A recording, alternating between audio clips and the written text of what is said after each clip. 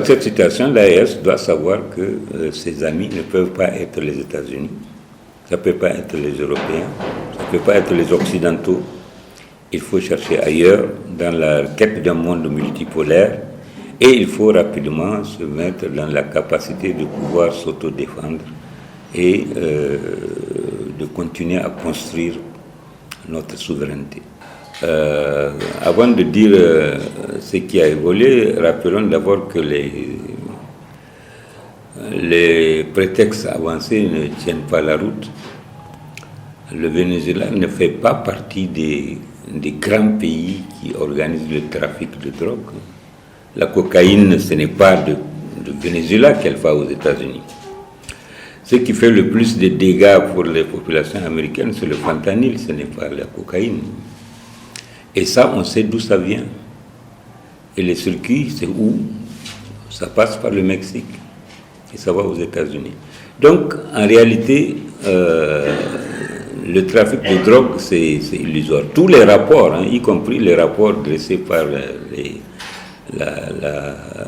les organismes américains eux-mêmes, montrent bien que ce ne sont pas le Venezuela n'est pas en tête des 5 pays les 5 pays qui exportent la cocaïne sur le territoire américain. Et ce n'est pas le principal circuit de distribution non plus. Donc cette hypothèse, il faut la mettre de côté. La raison, comme vous l'avez si bien rappelé, c'est les énormes ressources pétrolières. Mais là, les États-Unis n'ont qu'à se plaindre d'eux-mêmes. Depuis l'arrivée de Trump au pouvoir lors du premier mandat, il n'a eu de cesse de vouloir renverser Maduro. Parce qu'il ne peut pas supporter qu'il y ait un dirigeant politique qui gère son pays de façon indépendante. Donc tous les moyens ont été mis en œuvre. La fabrication de Juan Guaido, qu'il a reconnu comme président, le sabotage et tout, et ça a continué maintenant avec le nouveau mandat de Trump. Mais si je dis qu'ils doivent se plaindre d'eux-mêmes, c'est parce que en prenant des sanctions contre le Venezuela, ils poussent le Venezuela à chercher ailleurs des partenaires. Et c'est là la nouveauté. Avant, quand les États-Unis vous sanctionnent, vous n'avez pas où aller. Aujourd'hui, ce n'est pas le cas. On les sanctionne sur le pétrole, mais ils vendent leur pétrole ailleurs. Aujourd'hui, 80% des recettes d'exportation du pétrole du Venezuela viennent 80% des exportations sont dirigées vers la Chine. Donc la Chine, l'Inde, d'autres pays font des transactions avec le Venezuela et donc c'est ça le problème. Or, depuis près d'un siècle, les États-Unis ont configuré toutes leurs usines pour travailler avec le pétrole lourd du Venezuela qui était censé être leur propre propriété. Donc maintenant, ils ne peuvent pas changer, modifier, reconfigurer, acheter d'autres appareils pour pouvoir travailler avec un pétrole plus léger, parce que ce n'est même pas la même chose. Le pétrole du Venezuela, ce n'est pas la même chose que les autres pétroles. Donc voilà un peu le problème. Et les États-Unis se trouvent coincés. Ils se trouvent coincés parce qu'ils ont besoin de ce pétrole. Ils ont besoin du pétrole qu'ils ne peuvent plus avoir, qui prend une autre direction. Ils sont en crise, et c'est une crise pas conjoncturelle, c'est une crise du capitalisme en fait. Depuis 2008, depuis la fameuse crise des subprimes, les États-Unis ne sont pas remis de cette crise.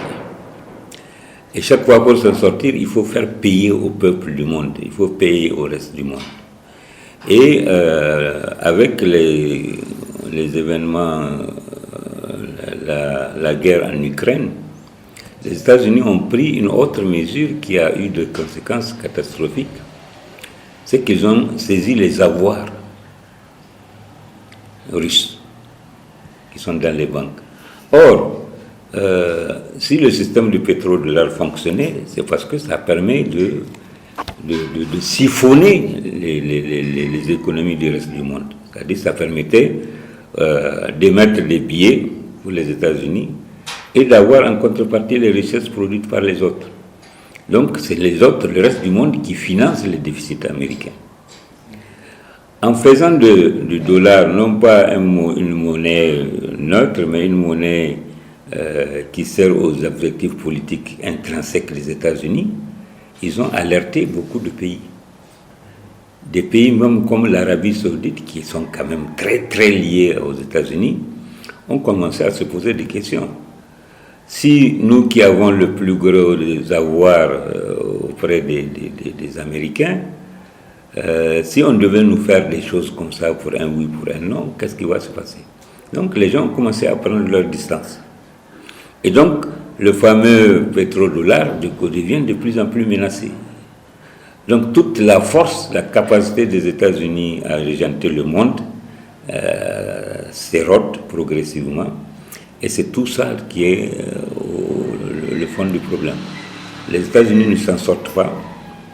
La crise est structurelle.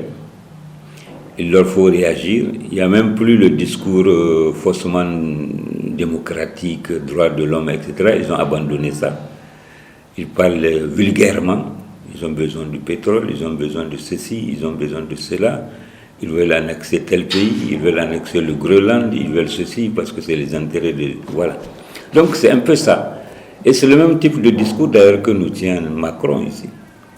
Il n'y a plus de discours plus au nom de certaines valeurs, non. L'autre, c'est mon ami, il est voile, il est fidèle, c'est-à-dire il nous sert. Pourquoi vous le renversez? Le Niger se donne le droit de vendre de l'uranium, on dit pourquoi? C'est un vol. C'est-à-dire qu'ils considèrent que l'uranium leur appartient. Donc c'est en fait tout cela qui est en train de s'effondrer aujourd'hui. Avec cette crise persistante du capitalisme et l'absence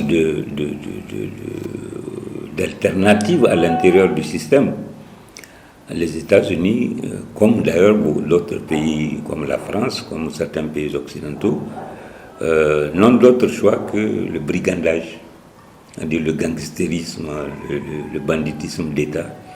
Il n'y a plus de valeurs au nom desquelles ils peuvent convaincre qui que ce soit. Il leur faut simplement agir. Et en agissant comme ça, ils montrent à la face du monde qui ils sont, c'est-à-dire qu'ils sont les véritables facteurs de trouble, la véritable menace pour la paix dans le monde. Parce que ce pays ne détient pas moins de 800 bases militaires dans le monde. Et de tout temps, les États-Unis ont voulu régenter le monde. Au début, c'était endiguer la puissance de l'Union soviétique. Avec l'effondrement de l'Union soviétique, il fallait démembrer la Russie. Il fallait empêcher l'émergence d'une nouvelle superpuissance, ce qui est un échec, puisque la Chine est déjà en place. Et puis, de plus en plus, maintenant, les pays ont pris conscience qu'il leur faut construire un système international qui contourne le pétrodollar. Il leur faut de nouveau les règles. Il leur faut un monde multipolaire. On ne peut plus se fier aux Américains. On ne peut plus continuer à à tourner autour des Américains comme au centre du monde. De toute façon, la réalité économique elle-même montre bien que le centre de gravité de l'économie mondiale s'est tourné vers l'Asie, s'est déplacé vers l'Asie. Donc voilà toutes ces raisons qui font que dans une certaine impasse, ils font une fuite en avant. La fuite en avant, c'est au lieu de chercher à négocier directement avec ces pays, on pense que la politique du bâton peut marcher. Enlever Maduro ne vous donne pas pour le moment les énormes réserves pétrolières du Venezuela, puisque c'est le pays qui a, semble-t-il, les plus grandes réserves mondiales de pétrole, près de 30% des réserves mondiales. Donc, entre capturer, agresser, enlever Maduro et puis posséder ses ressources, c'est deux choses différentes. Et comme vous le voyez si bien, un peu partout, les gens se battent, se mobilisent, dénoncent, y compris aux États-Unis, des manifestations énormes, c'est bon. Au sein même du Congrès, vous avez des sénateurs